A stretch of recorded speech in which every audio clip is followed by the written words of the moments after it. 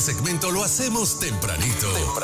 Para que mientras te tomas una tacita de café, escuches un buen consejo que te ayude a tomar sabias decisiones. En Ruta presenta a la doctora Liz Millán en Escucha Bien, Decide Bien.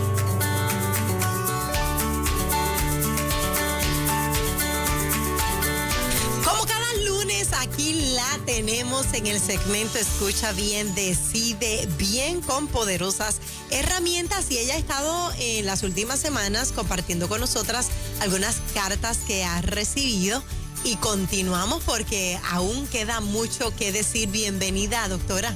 Hola, qué bueno el estar aquí, Sabdiel, Juan Carlos, Moraima, y en contacto con toda esa gente linda que siempre está pendiente a Nueva Vida, que son nuestros radioescuchas y que siempre están al pendiente de lo que vamos a trabajar en nuestras terapias nacionales grupales. Aquí en Escucha Bien, Decide Bien. Como decías, Moraima, estamos en una serie sobre el dolor emocional. Ajá. Y lo hemos dividido más bien como en etapas de desarrollo. Estuvimos trabajando con aspectos dolorosos de la niñez. Luego discutimos otro caso que tuvo que ver con aspectos dolorosos en la adolescencia. Y hoy nos vamos a dirigir a la adultez, y dentro del tema vamos a trabajar con el asunto del duelo en las rupturas de las relaciones de pareja. Okay. Sabemos que por causa de la pandemia, como han aumentado las tensiones, aumentó la ansiedad, ha aumentado la inestabilidad, la irritabilidad, también han aumentado las rupturas en las relaciones de pareja. Okay. Así que creo que este tema puede ser muy pertinente para personas que nos están escuchando, tanto hombres como mujeres. Dentro del asunto del dolor emocional, enmarcado en la adultez se suelen manifestar todos los asuntos que no se pudieron resolver, tanto en la niñez como en la adolescencia. Uh-huh. Y precisamente es el momento para nosotros sanarlo y restaurarlo. La mayoría de las personas que van a trabajar el dolor emocional de su historia de vida lo hacen ya en la vida adulta. Tristemente, no siempre los niños tienen la oportunidad ni el acceso para ir a trabajar las cosas que están pasándole durante la niñez. Muchas veces los adolescentes no tienen tampoco esa oportunidad. En ocasiones los adolescentes, por las características que tiene la etapa, se resisten a buscar ayuda terapéutica, porque la rebeldía es parte de su proceso de desarrollo y se resisten. Y no todos pasan por el proceso que pasé yo, que fue solita y salió bien. No todo el mundo le sale bien. No todo el mundo le sale bien. Hay que buscar ayuda. Hay que buscar ayuda. Y en la adultez es cuando más la gente se da cuenta. Ajá. Y muchas veces en asuntos de relaciones de pareja que se dan cuenta, fíjate. Ahí es que se refleja. Ahí es donde más se refleja. Porque ninguna relación en nuestra vida va a ser más íntima que una relación matrimonial. Ni siquiera la relación con los hijos. De hecho, si vamos a la Biblia, la única relación que se tipifica como que somos uno es la del matrimonio. No es con los hijos, la más íntima. De hecho, la Biblia manifiesta que los hijos se van. Dejará el hombre a su padre y a su madre, y se unirá a su mujer y se irán. Y ahora se van más lejos porque se van para Kissimmee, se van para Orlando, se van para Texas. Por eso yo siempre les recalco a los matrimonios que la relación más importante a cuidar es la del matrimonio. Es la relación de pareja, porque los hijos se van a ir. Y ya se sabe que cada vez se van más jóvenes y se van más lejos por la globalización. Pero entonces, al ser la relación matrimonial la más íntima, ahí también es donde más se manifiestan esos asuntos de nuestra historia que tal vez se han quedado sin resolver. Y nosotros exhortamos, muchachos, a que toda persona que se ha percatado o que alguien que le ama, alguien que ha sido importante en su vida, le ha dicho, mira, hay aspectos de tu vida que no están bien. O tú has ido por diferentes relaciones de pareja y esas personas, sin conocerse el uno al otro, te dicen prácticamente las mismas observaciones. Eso pasa. Cierto. Pues llega el momento donde yo tengo que reconocer y donde yo tengo que aceptar que algo en mí no está bien. Entonces hoy quiero compartir el caso de una mujer extraordinaria donde ella, ¿verdad? Ya ha superado su historia de dolor. Ella en estos momentos también está trabajando con un libro para las mujeres, que creo que va a ser de mucha bendición. Y esta mujer se enfrentó a diferentes tipos de pérdida, incluyendo la pérdida de su matrimonio. Quiero leerles una parte de lo que ella escribió. Su papá estaba enfermo de cáncer de páncreas y su vida en ese momento se concentró en trabajar, cuidar a su hijo y ayudar a su mamá en el cuidado de su padre enfermo, que ya estaba de forma terminal. Ustedes saben que el cáncer de páncreas suele ser un cáncer bien agresivo. Bien difícil. Bien difícil. Y entonces ella se enfoca en ser un sostén emocional para su mamá en el cuidado de su papá. Y también ella con su esposo tienen un hijo varón pequeño. En todo momento asumió que su esposo la comprendería, pero no fue así. Hubo momentos en que, aunque era empático, también ella lo notaba a él frustrado. Le dolía no tener un esposo comprometido con ella, ni financieramente, ni emocionalmente.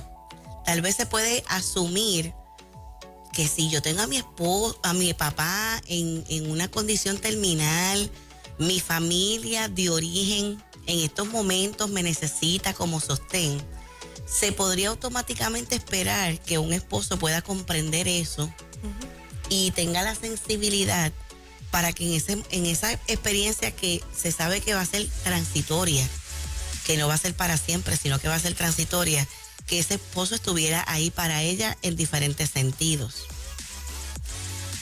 Nunca ella le reclamó porque le daba miedo su reacción. En eso también me quiero detener, porque es una situación muy común que vemos en las relaciones de pareja, donde las personas callan y no dicen lo que están sintiendo. Y casi siempre la razón por la que callan es porque tienen miedo. A veces han sido situaciones de años y cuando llegan a terapia ya a punto de divorciarse, es que por primera vez dicen cosas que están sintiendo desde hace muchos años atrás. Una de las lecciones que tuvo esta mujer en su experiencia de ese matrimonio fue la importancia de ella poder hablar y decir lo que ella sentía.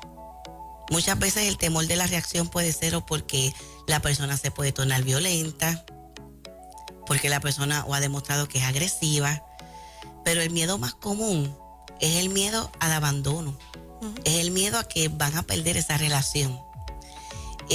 Muchas mujeres, en el caso particular de las mujeres, ya se sabe que una de las preocupaciones más grandes que las mujeres tienen es que sus hijos se críen sin un padre.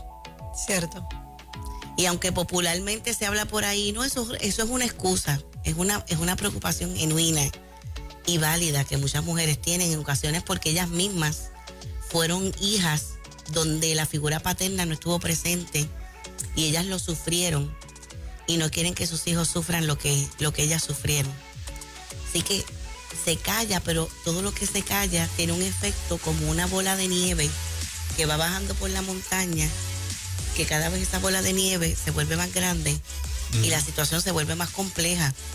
Y tal vez de cosas que se pudieron hablar a tiempo y que se podían manejar, llega el momento en que se pueden convertir en un asunto insostenible por todo lo que se reprimió. Además que recordemos que cuando yo no hablo y yo no digo lo que yo estoy sintiendo, cada vez yo me voy a sentir peor sobre ese asunto porque no lo estoy ventilando. Y después la forma en que lo puedo manifestar no va a ser la más asertiva, porque está toda esa revolución interna, sentimental, porque no tuve la oportunidad o no me dio esa oportunidad o tuve la preocupación de ventilar lo que estaba sintiendo. Fue una comunicadora pasiva, más bien asumiendo que su esposo identificara por su propia cuenta las necesidades que ella tenía. Hay un libro que se ha convertido en un bestseller, un libro secular de Miguel Ruiz que se llama Los 4 Acuerdos. Los 4 Acuerdos. Es verdad que se utiliza hasta como libro dentro de las universidades. Y uno de los acuerdos que él plantea es nunca asumas. O sea, en las relaciones interpersonales tú nunca debes asumir que la otra parte va a saber qué es lo que tú sientes. Y miren, mucho menos en las relaciones de pareja, porque solamente con el hecho de ser hombre y de ser mujer, pensamos, sentimos, procesamos información de forma totalmente contraria. Sí. Por eso es que otro bestseller secular es Los hombres son de Marte y las mujeres de Venus. ¿Verdad? Otro John más, Gray. sí. Porque somos tan y tan y tan distintos. Somos tan y tan y tan diferentes que un hombre no debe pensar que porque dijo una cosa. De hecho, estos días mi esposo y yo tuvimos una experiencia haciendo unos pancakes y nos reíamos tanto. Dice, este ejemplo lo voy a usar en las conferencias. Porque yo le hice una pregunta sobre la masa. Él me contestó otra cosa. Yo le dije, no me contestaste la pregunta. Él me dice, sí, yo te la contesté. Para él me la contestó, pero para mí, de hecho, todavía siento que no me ha contestado. No te ha contestado. Pero eso es común porque somos diferentes. Pues ahí se aplica uno de los acuerdos. No tomes nada personal. Exacto, no es personal. No es personal. El que dijiste es no asumir y no tomarlo personal, que muchos fallamos en tomar las cosas de manera personal. Lo dijo por mí, lo hizo por mí. O no lo dijo por mí. No me quiso contestar. No me quiso contestar. O me ignoró, o me evadió. Ajá. Y no. Por eso, para las parejas ser felices, algo importante es que conozcan las diferencias del género. O sea, yo estoy convencida que mientras más los hombres sepan cómo las mujeres sientan y piensan, mejor les va a ir. Y que mientras más las mujeres sepan cómo los hombres sienten y piensan y actúan y reaccionan, menos van a tomar las cosas en forma personal y no van a sufrir. Liz, pero cuando un matrimonio lleva mucho tiempo, ¿no se conocen lo suficiente como para saber que este comentario va a causar este impacto en ella, esta acción va a causar este impacto en él? Es que mientras te escuché, vino una imagen, un recuerdo de mi mamá. Ajá. Mami y papi ya los dos se mudaron al cielo, con pocos meses de diferencia entre uno y otro. Ajá. Porque así era la relación y eso no nos sorprendió. Que cuando se fue uno, bastante rápido se fue el otro. Que tenían más de 50 años casados y mami decía que todavía estaba conociendo a papi. Sí, uno no termina de conocerse, pero a veces, digo, yo no quiero llevar la contraria, pero a veces podemos asumir. Sí. O sea, es verdad que los matrimonios llegan a un punto donde prácticamente si la persona habla ya sabe lo que están pensando. A eso me refiero, ¿verdad? Pero siempre van a haber áreas de descubrimiento y cosas que nos pueden sorprender. Y muchas veces tienen que ver no con áreas de la personalidad de cada cual, sino con cómo los hombres y las mujeres somos. Okay. Y no necesariamente el asumir es esto solo en pareja, por ejemplo, en el trabajo, por dar un ejemplo.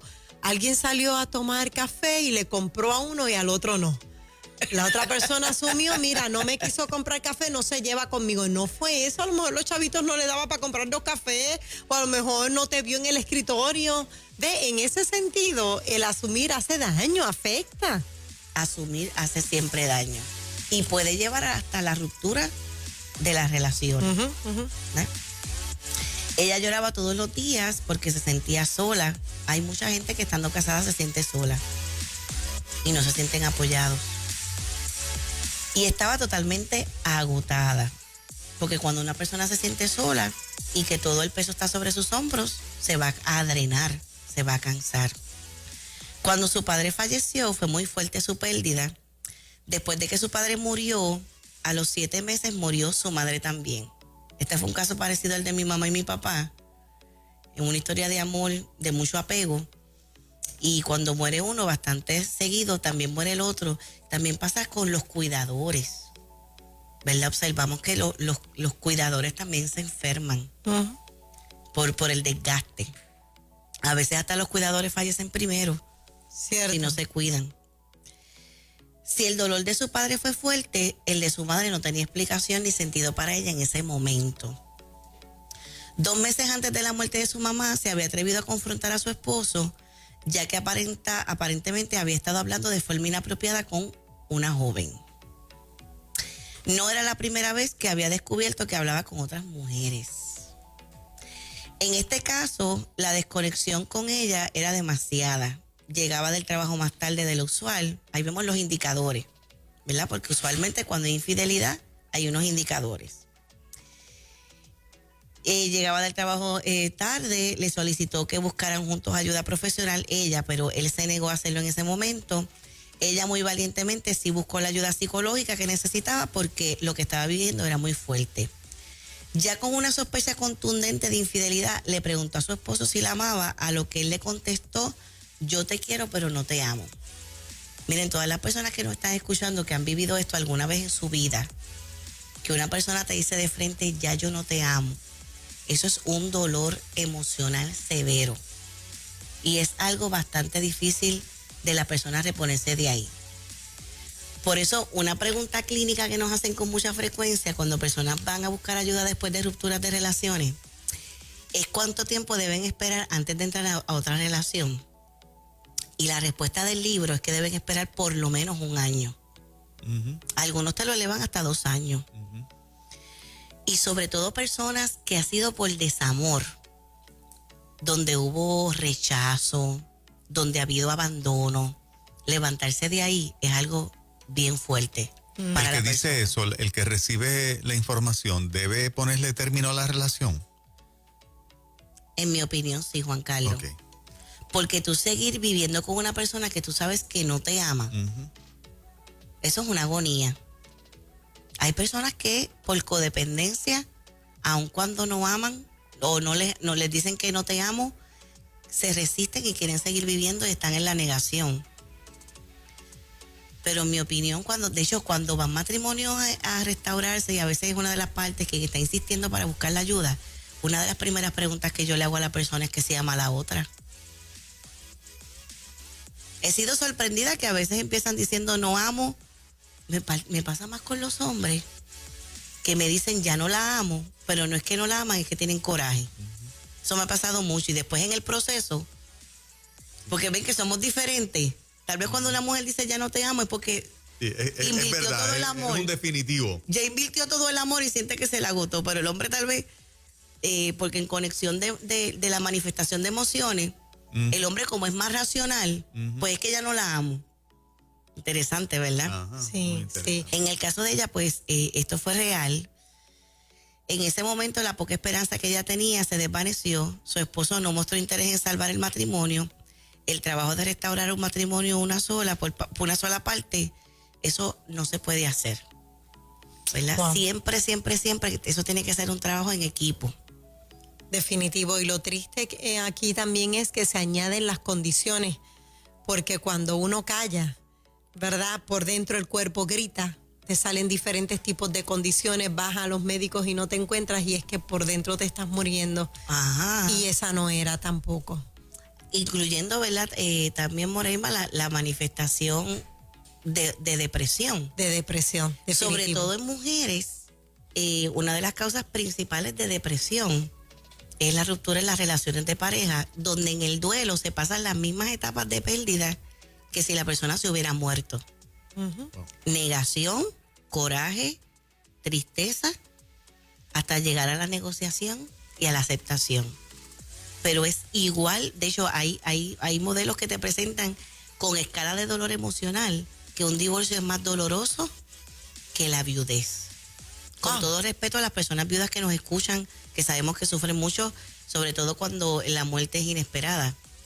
Pero que el divorcio puede ser hasta más doloroso, porque en la viudez tú siempre sabes qué pasó y puedes dar un cierre. Pero en el divorcio, el muerto está vivo y caminando por ahí. Wow. Liz, el tiempo nos corre. ¿Cómo la gente hace contacto con Liz Millán? Claro que sí, pueden comunicarse al 787-396-8307, 396-8307, y te invitamos a que busques nuestros libros de sanidad interior, Vive Libre, Vive Feliz, El perfil psicológico de Jesús y Lo que la pérdida no te puede quitar. Excelente, muchas bendiciones. Gracias, Liz. Y a ustedes, querido público, comparta este video con alguien, le hará bien. Hasta la próxima. Aquí viene